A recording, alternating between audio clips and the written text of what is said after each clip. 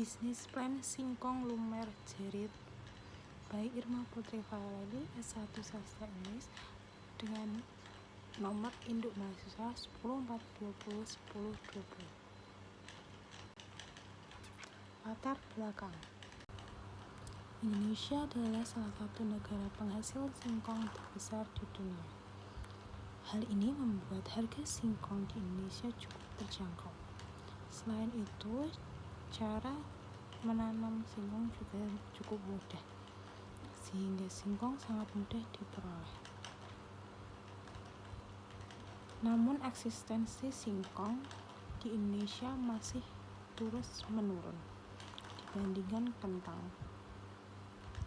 Hal itu yang membuat penulis atau pelaku usaha enggan menggunakan singkong sebagai olahan untuk berinovasi. Kali ini penulis akan membuat inovasi terbaru tentang mengolah singkong dengan cara lain, yaitu digoreng, lalu setelah itu dilumuri dengan keju dan saus pedas. Konsep usaha: singkong lumer jerit merupakan singkong goreng yang dilumuri dengan keju dan juga saus pedas. Saus pedasnya pun sendiri bisa di-adjust sesuai dengan tingkat kepedasan yang diinginkan dari pembeli, dimulai dari level 0 sampai dengan level 5 yang paling pedas. Untuk takarannya sendiri, satu level setara dengan satu saus pedas, sehingga jika level 1 berarti 1 sendok saus pedas, begitu juga seterusnya. Target pasar dari singkong lumer sendiri yaitu anak muda yang menyukai rasa pedas yang pasti dan juga menyukai olahan singkong.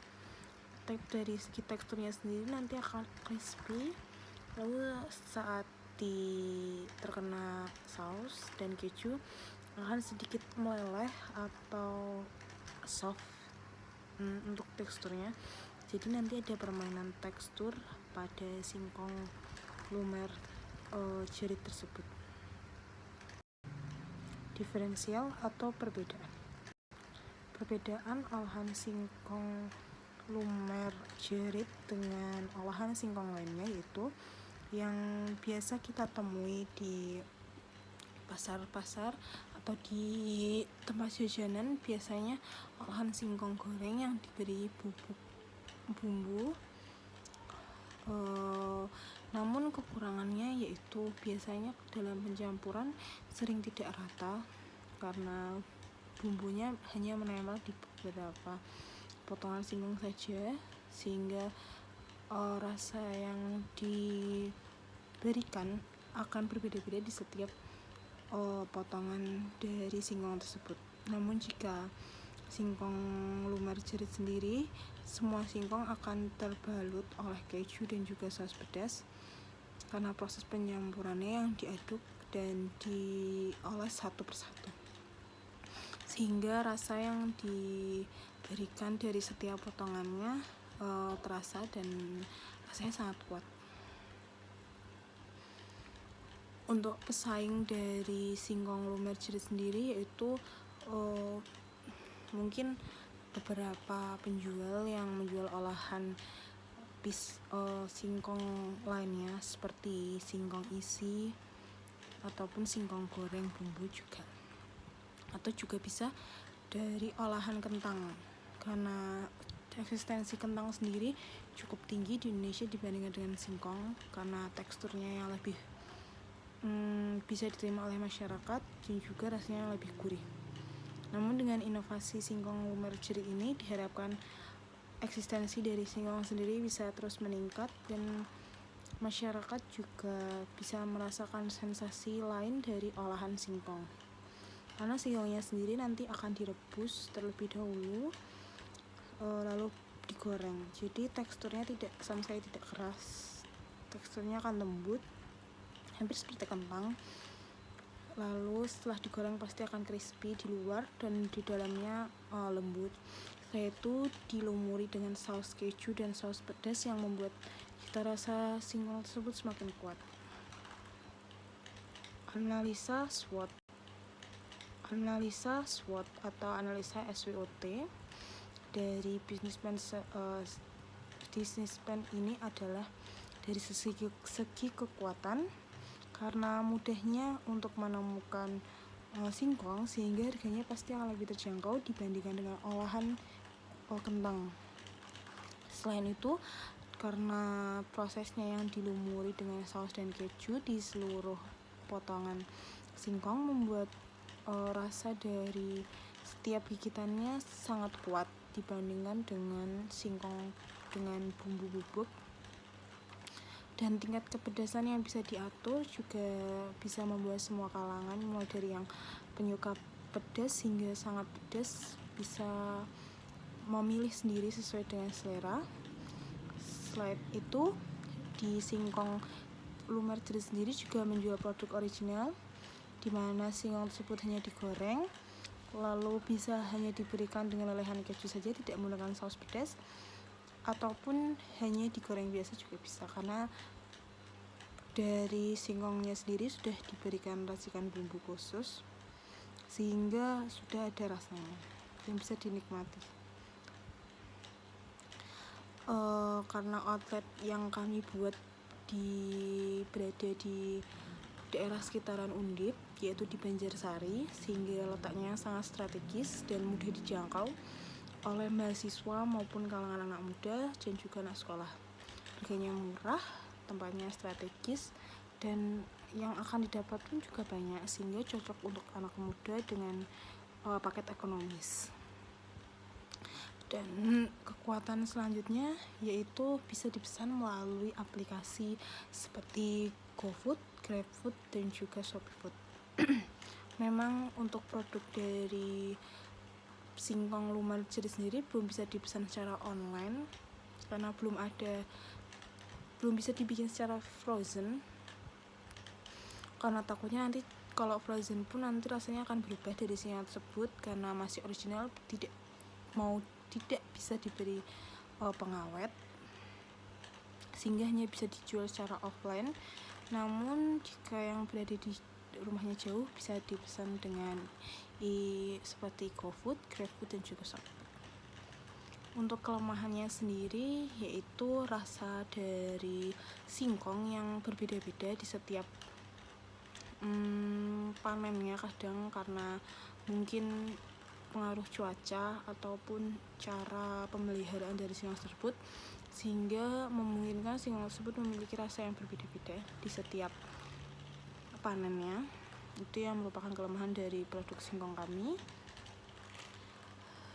Dan selanjutnya yaitu karena outlet kami masih kecil, hanya gerobak seperti itu, sehingga tidak bisa makan di tempat, hanya bisa dibawa pulang. Tapi tidak usah khawatir, karena di dekat outlet kita itu ada sebuah taman, jadi bisa banget buat dimakan di taman situ. Dan juga di dekat situ banyak banget Pujasera yang menjual minuman, sehingga bisa dikolaborasikan antara singkong lumer dengan mungkin es teh jumbo atau yang lainnya. Dan kelemahan berikutnya yaitu persaingan makanan di offline store yang mungkin cukup ketat ya, karena banyak sekali inovasi dari jajanan pasar yang mungkin lebih dulu dikenal di masyarakat sebelum singkong lumer jerit ini.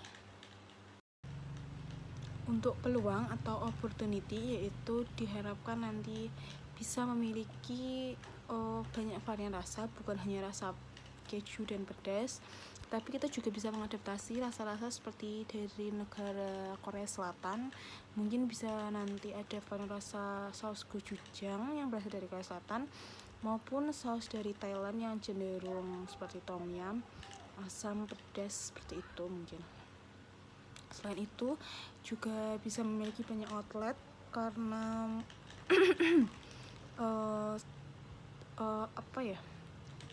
bahan bakunya mudah didapatkan dan juga pasarnya bisa di semua kalangan anak muda. mungkin nanti bisa membuka cabang dengan segera karena peminatnya yang cukup banyak.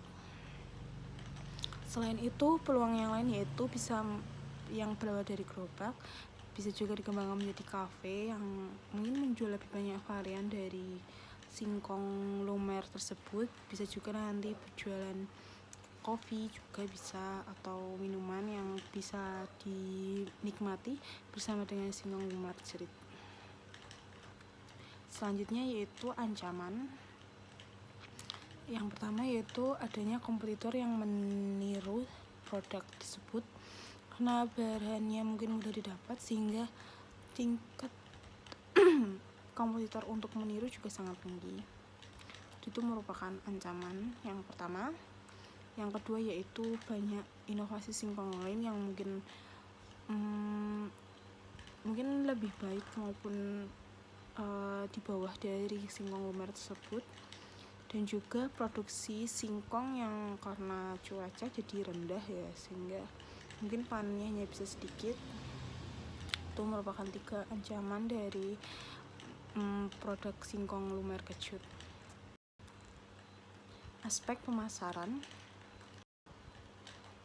Untuk strategi promosi yang dilakukan melalui aplikasi TikTok dan Instagram, karena itu merupakan media sosial yang banyak digunakan anak muda zaman sekarang, dan juga cara promosinya sangat mudah ya, sehingga bisa menjangkau semua kalangan jika di TikTok ataupun di Instagram. Sehingga promosi pertama yang dilakukan yaitu dengan melalui platform TikTok dan Instagram. Bisa juga nanti mengundang influencer untuk mencicipi, lalu diiklankan di akun media sosial influencer tersebut.